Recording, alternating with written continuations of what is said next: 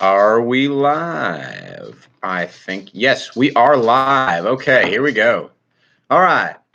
We're just going to take a couple of minutes here. This is a live video. I hopefully will be posting this in its entirety onto the channel here in just a bit. Yeah, so everybody just give us just a couple minutes. This is going to be a little bit of a stream here. And oh, this screen's shaky. Hold on. See if we can get this screen shakiness to stop. It should be okay. Everybody who's watching, just a minute, we're getting everything situated, and then I'm going to go into the topic at hand, which is beginner music theory. Okay, and if you're able, keep the chat open because I'm going to use that to help out with an object lesson here. Okay, so we're going to get this going here in just a minute.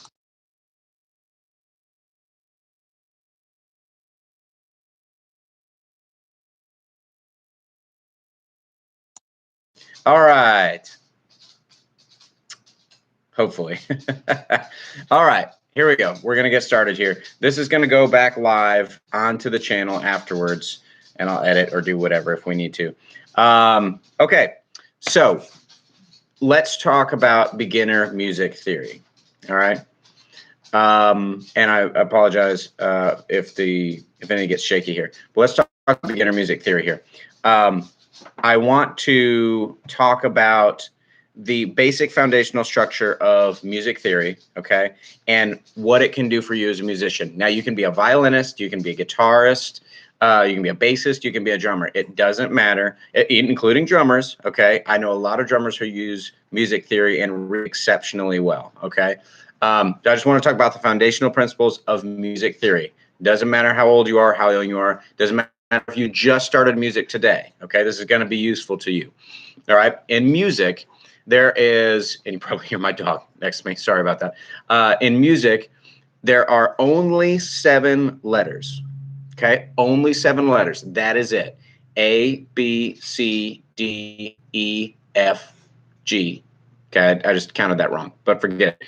A, B, C, D, E, F, G. 7 letters, okay? That's it. There's only 7 letters, okay? Then there's 5 extra notes that we'll talk about in a little bit. But as far as letters go, and this is important, I want you to get this now, because this is something that I struggled with when I was younger, when I was just starting.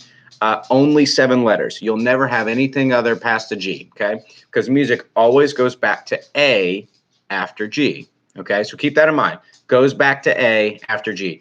A, B, C, D, E, F, G, A, okay? Very important. If you can get that now, you're going to save yourself a lot of headache later, okay?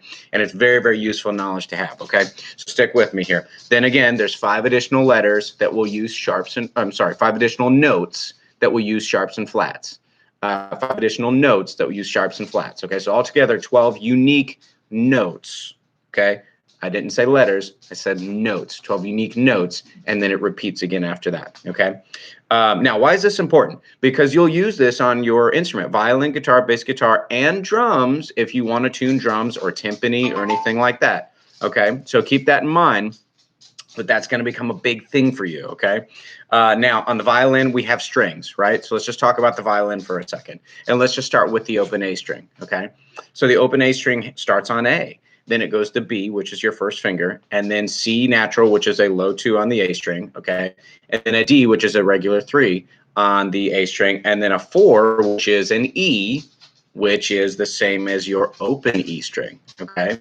So just to give you an idea of how this works, a guitar is no different, okay? You've got an open A string, okay? Then you've got a B on the 2nd fret, then you got a C on the 3rd fret. Notice that's a half step. We'll talk about that in a minute here, okay?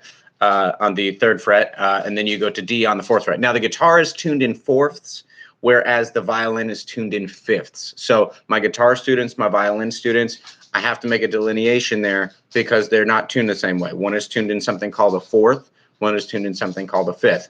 But that doesn't actually matter for you right now, because what I want to just talk about is the basic foundational principles of music theory, okay? Again, 7 letters. A, B, C, D, E, F, G goes back to A again. Now, if we included that A, it would be 8, right?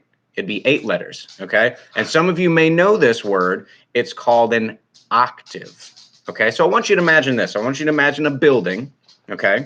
And the first floor is the letter A. Okay. Then you've got the second floor is the letter B. Okay. Third floor is the letter C. Fourth floor is the letter D. Fifth floor is the letter E. Sixth floor is the letter F. Seventh floor is the letter G. And then the eighth floor is the letter A. Okay. 8 octave, like octagon, octopus. Think those things. 8 of something, right? 8 of something. Okay. And that's very important. That's something you're going to carry with you through all of music. Okay.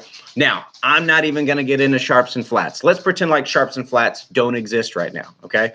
And let's just talk about letter names. Okay. And there are things in music, and I'm going to introduce a new topic right now. So get ready. This is a new concept, but that you have on both your violin and your guitar. Okay. And that's called the half step. Okay, the half step. All right. Then there's something called a whole step. Now, the nice thing about a whole step is that you get a whole step by using 2 half steps or stacking 2 half steps. I got my guitar behind me here. I'm going to pick that up in just a second, and I'll give you an idea of what I mean by that. Okay, half steps and whole steps. Now, the half step is the smallest increment in, how should I say this? Pitch, frequency. Okay, it's the smallest increment in Western music in pitch. Okay, that's what the half step is. Everything. It's the smallest increment in Western music in pitch. Okay, that's what the half step is. Everything else that we know about music is built off of the half step. Okay, and now let's do this. If you play violin or you play guitar, I'm going to give you an idea here. Let me grab my guitar real quick, and I'll give you an example of this real fast, okay? Now, if you're a violinist, let not your heart be troubled, because this applies to the violin as well. Even though the violin is tuned in fifths and the guitar is tuned in fourths, it won't matter. These principles are applied on every instrument that uses frequencies, okay? Guitar, violin, bass, flute, actually, it applies to flute as well, although it's a wind instrument, so obviously you make the notes in a different fashion. You make it with air flowing through a metal cylinder, you know, so on and so forth. But get back with me here on the guitar. Okay, so watch this. Check this out. Right here, let's go. This is a B. Okay, so we're going to go with a B right here, okay? Okay, this is the 2nd fret on the A string. I'm bending it and vibrating it so that you can see which note I'm on, okay? This is a B. Now I'm going to go up to a C. Notice I went just 1 fret up, okay? B, C, okay? Okay, guitarist, this applies to you directly. B, C. That is called a half step. That is what a half step is, okay? Now, you violinists out there, if you go from the first finger, regular first finger on your A string, to a B to a C, okay? B to a C. Same exact principle, just your string is A string, which is your 2nd highest in pitch, okay? Okay? That's a half step. Now, let's say, Josh, what's a whole step? I'm glad you asked. I'm going to show you. So here's your B note, okay? Well, let me get that out of the frame so you can see. Here's your B note, okay? Here's your whole step, okay? Here's your B. Now we're going to go half step to C. Now, I'm going to have to use a C sharp to explain this to you, but other than that, we won't use sharps, okay? So B, C, that's a half step. C sharp, there's your whole step, okay? From B to C, okay? B to C, there's your whole step, okay? Now, everything else in music, that's all I want you to think about for right now, okay? Don't go too terribly in depth with this. If you got any questions, feel free to ask me in the comments section, okay? But don't go terribly in depth with that right now, because it can get a little bit out of hand, and the title of this video is just Beginner Music Theory, and we'll talk more about this in a future live stream, probably the one that we'll do next week, okay? Now, the letters in music, okay, notice that that half step happens between B and C, okay? That half step happens between B and C, right? There's 2 other notes in music at which the natural half steps occur. That is between E and F. Does not require sharps, does not require flats. E and F and B and C are those natural half steps, okay, that just exist. They're just there. And I want you to take it like that. Like, sometimes we can get caught up in our heads, right? And we can say, oh, but there's so much more. And there is, okay? But I want you to think about this. Just absorb that knowledge. Just say with me, natural half steps, E and F, B and C, all right? Now let's take it back and make it simple again. A, B, C, D, E, F, G, okay? All right, those are the only letters that we got to worry about. And that's the nice thing. It's not rocket science, right? We're not performing brain surgery here. It's just that simple, okay? Now, that means, though, that every other letter that exists, except for E to F and B to C, from any letter to another letter, like let's go C to D, okay? C to D. Well, that's not B to C or E to F, okay? So C to D, there's got to be a whole step there, and there is. There's a note between C and D, okay? So every other set of letters from one letter to the next, if it's not B to C or E to F, has a whole step there. And remember, a whole step is just two half steps put one after the other, okay? So imagine that this is a half step, right? Okay, this is half step. That would be a whole step, okay? Half step plus half step equals whole step, all right? Does that make sense? All right, so let's just go over the terms again. Half steps and whole steps. We have to use the words naturally occurring, because we'll be able to make half steps later on when we talk about sharps and flats later. But I want to keep it simple here, because you got to have the foundation before you can build a building, right? So I want to make sure that we know that. And again, if you have any questions, feel free to leave it in the comment section, and I'd be happy to answer those for you if you'd like me to. All right, so that's the ground level stuff, okay? 7 letters, A, B, C, D, E, F, G, an additional 5, okay, that will add on to that to create 12 unique notes. 12 unique notes, okay? Then once you get past 7, you get to 8. It repeats at the octave, okay? Now we're talking about letters. Okay, stick with me. We're just talking about letters, okay? A to A is 8, okay? Now, here's the other thing. You can start at any letter you want, as long as you go from that letter to the next letter, okay? So you can go A to A, you can go B to B, you can go C to C, you can go D to D, E to E, F to F, so on and so forth. Does that make sense? All right.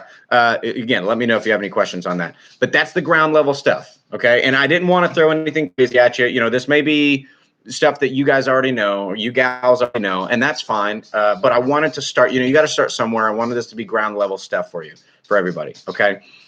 Because we're going to be building on this in the future, and it's going to get substantially more complicated as we do more, okay? Let's take a look at the violin real quick for those violin out there. Now, this is not one of my violins with the tapes on them, okay? This is a violin that I have that is my personal violin to use, okay? Let's go from a B to C, like we talked about earlier, okay? Here's a B right here. This is first finger, regular first finger on the A string. There's your B. There's a C. There's your B. There's your C, okay? Now, let me clear something up, because you've heard me say this before, okay? You've heard me use the word natural, okay? That was a B natural and a C natural, okay? Not to be confused with a C sharp. That's a different pitch, right? Not to be confused with a B flat. That's a different pitch, okay? So B natural, C natural. Now here's the next thing I want to give to you. That's a different pitch, okay? So B natural, C natural. Now here's the next thing I want to give to you. We won't take too much time here. I'll probably cut this around, 15-minute mark. Uh-oh, hold on. Let's refocus. There we go. Okay, we're good. Every single letter, including whether or not it has a sharp or a flat, has a home on your instrument, okay? So in other words, that letter just lives there. Like it won't change unless you change the tuning of your instrument, right? It won't change. It won't go anywhere, all right? So like, let's say you're on guitar. The second fret of the A string is a B, okay? The third fret of your A string is a C, right? The first finger, the regular one on your A string on the violin is a B. A low 2 on your violin on the A string is a C, right? That's never going to change, okay? We'll use some language and we'll do a couple of tricks with sharps and flats later that will allow you to kind of, fudge that just a little bit. But for the most part, that's pretty much it. That's just rules, foundations, principles, Okay. All right. So I don't want to go too long here. I don't want to, belabor this and wear everybody out. That's just what I wanted to say today. I hope this helped you guys out. Like I said, let me know if you got any questions. Leave it either here or on the YouTube channel or on the Facebook page, either one if you want to. But we'll be talking and expanding more on this next week. So review this video if you need to before we talk about the next topic next week, which is adding in sharps and flats and stuff like that. Okay. All right. Foundational principles. Hope this helped everybody out. Remember, music is magic. If this did help you or you liked it, hit the like button, leave us a comment, subscribe so you get the notifications when we do live streams, Halloween yet, when we do live streams. Okay. And so I can see you guys and gals and help you out in the future. And hopefully we'll have some new videos coming up. I do have a cool new setup coming along to allow for better audio quality. So hopefully that's going to come to fruition pretty soon. Again, let me know if you have some questions. Give me some feedback about how this went for everybody. And I'm going to go ahead and end it now. But have a great evening, and I'll see you guys next week. Bye-bye.